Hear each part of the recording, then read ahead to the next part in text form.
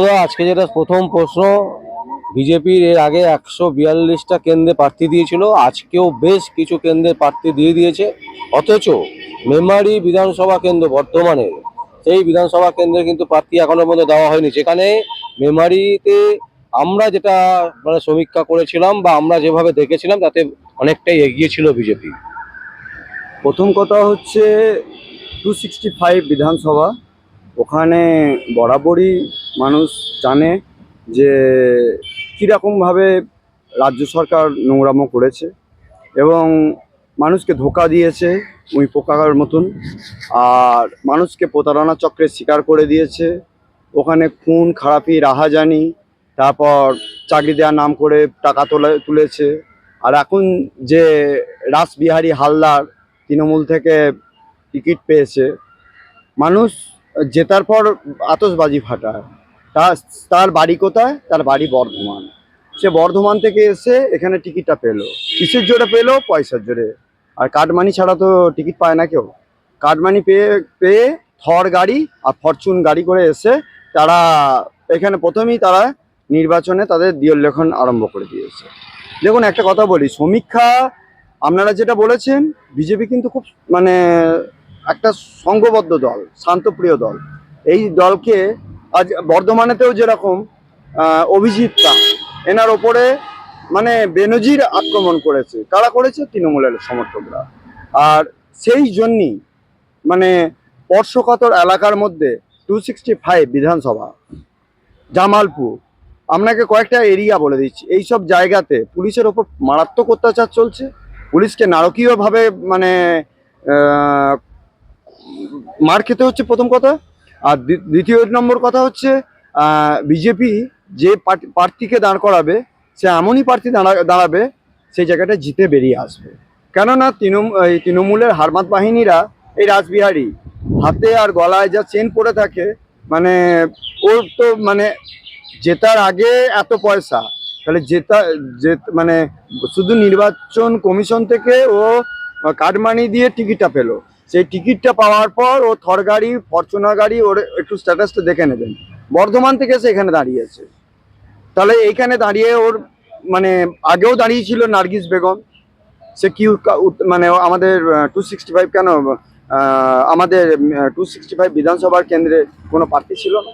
আমি আমি যেটা বলতে চাইছি যে মেমারি বিধানসভাতে এখনো পর্যন্ত প্রার্থী তালিকা ঘোষণা করলো না কেন, মানে কোন জায়গায় প্রার্থী, এইটা নিয়েই প্রশ্ন, প্রার্থী তালিকা কেন ঘোষণা করলো না?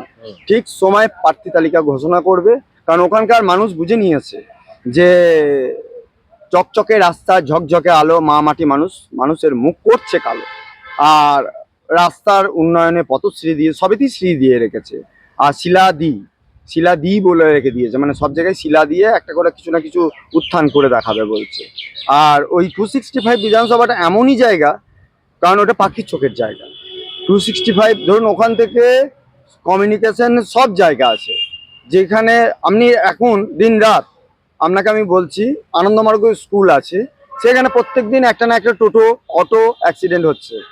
আর আজকে মেমারি বিধানসভায় যারা অ্যাকচুয়াল প্রকৃত মানে বাসিন্দা বা তারা বুঝে গেছে যে তৃণমূল ধুয়ে মুছে সাফ হয়ে যাবে, কেউ করবে না ওদের মাপ, কারণ এরা কাটমানি ছাড়া কিছু বোঝে না। আর বিজেপি কিন্তু আনন্দদা, যেটা আমাদের কাছে খবর আছে যে বিজেপি ম্যানিপুলেট করছে, মানে বিজেপি যারা উপর সারির বাংলার নেতা নেত্রীরা আছেন, বহু ভালো ভালো ক্যান্ডিডেট, তাদেরকে প্রার্থী করা হচ্ছে না, তাদেরকে বলা হচ্ছে যে প্রার্থী করা হবে না। শুনুন, একটা কথা বলি, মেদিনীপুরের ওখানে হিরণ বাবু ছিলেন, হিরণ চট্টোপাধ্যায়, তাই হিরণ চট্টোপাধ্যায়কে প্রার্থী করা হবে না। তা আজকের লিস্টে কি করে ওনার নামটা এলো আমি জিজ্ঞেস করতে চাইছি। আজ দেখুক, আগে শুনুন, মানুষকে বিভ্রান্তি কর। উনি বলেছেন আমি তো এই জায়গা থেকে লিড করে বেরিয়ে এসেছি, কাউন্সিলরকেও হারিয়েছি ওই জায়গাতে। আমার নামে অনেক, যত আমার নামে কুৎসা গচা রটাবে, তত আমি সেই জায়গাটা প্রায়োরিটি পাবো। কানলাতে যত কুৎসা রটাচ্ছে তত প্রায়োরিটি পাচ্ছে। একটা কথা বলি, যে গাছে যত কাঁটা সেই গাছের ফল তত মিষ্টি, এটা জেনে রাখবেন। আর যে যা রটাচ্ছে রটাক, এগুলো দিদির এঁচড়ে পাকা ভাইপো, এরাই সমস্ত। তো দেখুন, সুব্রত বক্সিকে সরিয়ে দিল কেন? দেখতে পেলো যে এরা যে কাটমানি খেয়েছে তার একটা জাজ্জল্য প্রমাণ রয়ে গেছে। এখন তৃণমূল এসে তো কাটমানি খেয়েছে, তো অনেকেই আছে, অনেকের নামও আছে। হ্যাঁ আছে, দাঁড়ান একটা একটা করে তো ধরা পড়ছে। ঋতব্রত বন্দ্যোপাধ্যায় সে প্রার্থী হয়ে দাঁড়াচ্ছে, ওই দেবাংশু ভাটাংশু ও দাঁড়িয়েছে। কুণাল ঘোষ দাঁড়াচ্ছে, ও কুণাল ঘোষ বলবেন না, দাঁড়াচ্ছে। শুনুন এই চোরগুলো কি তো দলের টিকিট দেবে? ভালো লোককে কি টিকিট দিতে পারে তো তৃণমূল? হ্যাঁ। দেখুন একটা চোর চাপটা গুলোকে দেবে, মদমাগি জুয়ারি তিন নিয়ে মেমারি। প্রথমেই একটা কথা বলছি, মানে ওখানে মেয়ে ছেলে মদ আর জুয়া। বিজেপি এত সময় লাগছে কেন মেমারিতে? শুনুন একটা কথা বলি, ওইখানে নাকি? না না কে বলছে বিজেপি প্রার্থী পাচ্ছে না? বিজেপি যখনই দিয়াল লেখন, বিজেপির প্রতিটা জায়গাতে দিয়াল লেখন এক একটা ছেলে একটা ছেলে গিয়ে প্রত্যেকটা দেয়ালে মানে দেয়াল লেখন স্টার্ট করে দিয়েছে। প্রার্থীর নাম ঘোষণাটুকুনি টাইম দেয়। তৃণমূল বলছে যে ওই দেয়ালে লেখা থাকবে, বাকিটা সব অন্য কিছু হবে। ও তো দিদি তো অনেক কথাই বলে, দিদি তো অনেক মানে ওই ছবি এঁকেও বলে যে আমি কোটি কোটি টাকা রোজগার করছি। তো তৃণমূল তো অনেক কথাই বলে, দিদি দেখুন, ছাগলে কিনা বলে পাগলে কিনা খায়। দিদি 249টা সিটে প্রার্থী দিয়ে দিয়েছে, 72 জন এমএলএ কে সরিয়ে দিয়েছে, মানে 72 জন এমএলএ কে টিকিট দেয়নি। নতুন মুখ নিয়ে এসছে, তারপরেও 249টা টিকিট দিয়ে দিয়েছে, আর আপনারা মানে এখনো পর্যন্ত দিতে শুনুন পারলেন না। চোরচাপটাদের তো শুনুন 294 কেন 292 94 যাই সিট থাকুক দিয়েছে তো চোরেদের প্রার্থী হিসেবে। চোরেদের প্রার্থীকে চোরেদের চোরগুলো কি তো প্রার্থী হিসেবে দিয়েছে। 72 জনের নাম বাদ দিয়ে তারপরেও 294টা আসনে মনোনীত সিট অলরেডি দিয়ে দিয়েছে। শুনুন আর একটা আপনারা কথা এখনো বলি, পর্যন্ত থমকে আছেন। কে বলছে থমকে আছে? আপনি শুনুন, দিদির লবি আলাদা আর মোদির লবি আলাদা। মোদি শান্তশিষ্ট মানুষ, মোদি দিদির মতন খিস্তি চুয়ারি জানে না, খিস্তি মেরে কিস্তিমাত করার মতন মানুষ নয়। উনি ঠান্ডা মাথায় পলিটিক্স জানেন। আর কেন্দ্রীয় সরকার আজকে ওম বিড়লার বিরুদ্ধে খারাপ কথা বলা হয়েছে, আপনি রাষ্ট্রপতি দ্রৌপদী মুর্মুর নামে খারাপ কথা হয়েছে, বিরোধী দলনেতার নামে খারাপ কথা বলা হয়েছে। বলছি আপনারা প্রার্থী পাচ্ছেন না বলে শুভেন্দু অধিকারীকে 2 জায়গায় দাঁড় করিয়ে দিলেন। শুনুন একটা কথা বলি, শুভেন্দুকে দেখে এমনি ভয় পাচ্ছে। ভবানীপুরে কেন দিদি দাঁড়াচ্ছে না? দিদি বলছে না, এবার বলি হ্যাঁ, ওই জন্য তার আগেই কিন্তু ওখানে ভবানীপুরে ওখানকার মানুষরা শুভেন্দু অধিকারী নামটা দেয়াল লেখনের সাথে সাথে ওখানে মানুষের মধ্যে একটা উচ্ছ্বাস এসে গেছে, কারণ জানে যে ভবানীপুরে কিন্তু আপনাদের সব মিডিয়া গুলো যারা আছে তারা উচ্ছ্বাস করছে। কোন মিডিয়া গুলো আছে? ওই টিভি টাইম 9 বলে একটা মিডিয়া আছে, ওই মিডিয়াটা শুধু ওই দিদির হয়েই প্রচার করে। আমি বলছি তো ওই টাইম 9টাই আছে, মানে কটা এরকম দিদির পয়সা দেয়া পয়সা ঢালা চ্যানেল আছে, সেগুলোই ওরা খবরটাকে শুভেন্দু অধিকারী দাঁড়িয়ে ভয় পাচ্ছে বলে আজকে ভবানীপুর থানায় কি করতে গেছে? ভবানীপুর থানা প্রচার করতে গেছে থানার লোকেদেরকে। শুনুন না না না না না না, শুভেন্দু অধিকারী ভয় পাওয়ার লোক নয়। শুভেন্দু অধিকারী ভালো করেই জানে, আর শিশির অধিকারী ওনার বাবা, উনিও একজন বর্ষিয়ান নেতা।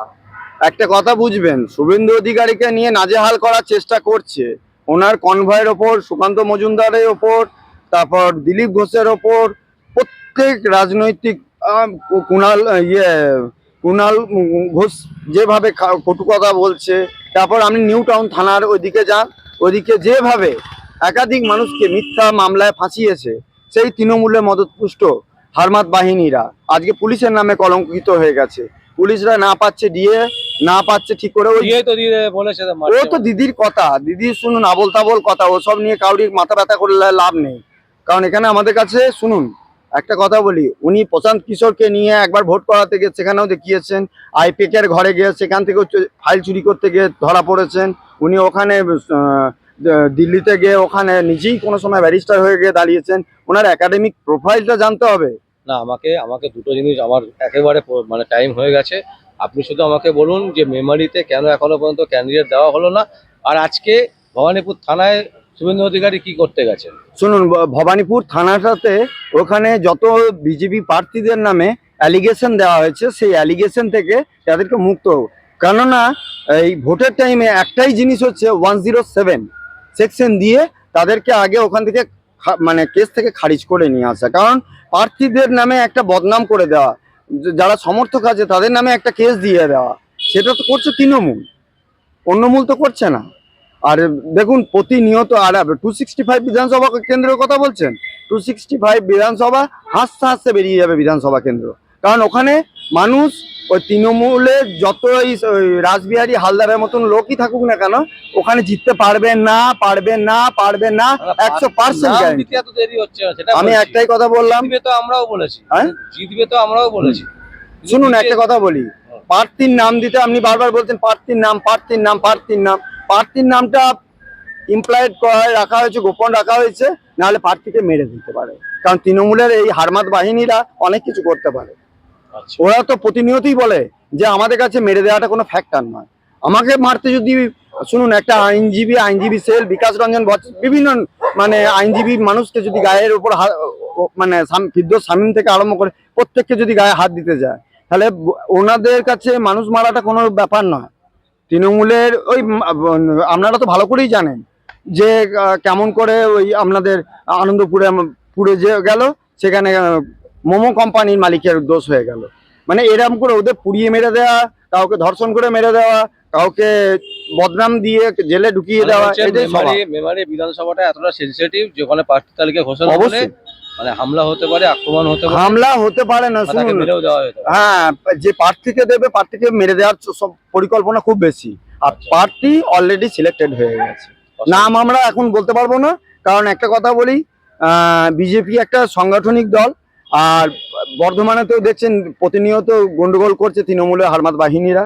একটা প্রতিটা জায়গাতে, মানে বর্ধমান বলছি না, আপনি উত্তর, দক্ষিণ, পূর্ব, পশ্চিম সব জায়গাতে দেখুন ঝগড়াঝাঁটি, অশান্তি লাগিয়ে রেখেছে কে? দিদির মদতপুষ্ট হারমাত বাহিনীরা। অসংখ্য অসংখ্য অসংখ্য